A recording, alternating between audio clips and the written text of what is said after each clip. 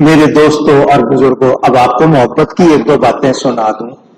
ہم نے نبی پاک صلی اللہ علیہ وسلم کو اپنی دنیاوی زندگی میں اپنے سامنے نہیں دیکھا، جس کو خواب میں زیارت ہو جائے وہ اور بات ہے، لیکن سامنے دیکھا نہیں، مگر ہم نے ان کو تو دیکھا ہے جنہوں نے نبی کو دیکھا ہے، یا ان کو دیکھا ہے جن میں نبی کے جلوے ہیں۔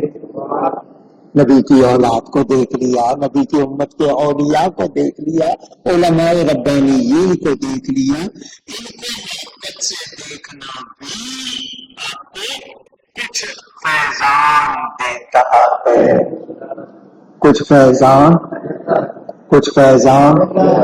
اب کتنا فیضان دیتا ہے یہ بھی آپ مجھ سے سن چکے۔ ایک علاقے میں بارش نہیں ہوتی تھی، لوگوں نے نماز استسقا، یہ استسقا کا مطلب پانی مانگنے کی نماز، دعا کی نماز، روئے، پرانے کپڑے پہنتے ہیں، روتے ہیں، سب کے سب اللہ کے سامنے توبہ کرتے ہیں، یا اللہ پانی برسا دے۔ نماز پڑھی، بارش نہیں ہوئی، توبہ کی، طرح طرح سے لوگوں نے جتن کیے، نہیں ہوا۔ ایک شخص آیا اچانک، اس نے آ کر دعا کی، یا اللہ میری آنکھوں کی برکت سے بارش برسا دے۔ کس کی برکت سے؟ اس نے اپنی آنکھوں کا، میری آنکھوں کی برکت سے بارش برسا دے۔ ادھر اس نے دعا کی، ادھر بادل آئے، بارش شروع ہو گئی۔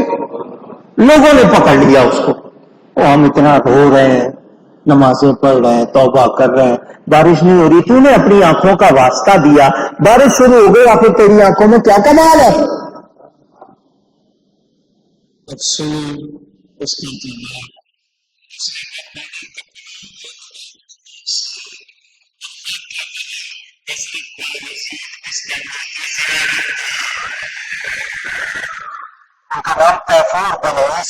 حضرت امام جعفر صادق کے خلیفہ ہیں، ولیوں میں بہت اونچا مقام ہے۔ حضرت بایزید کا ولیوں میں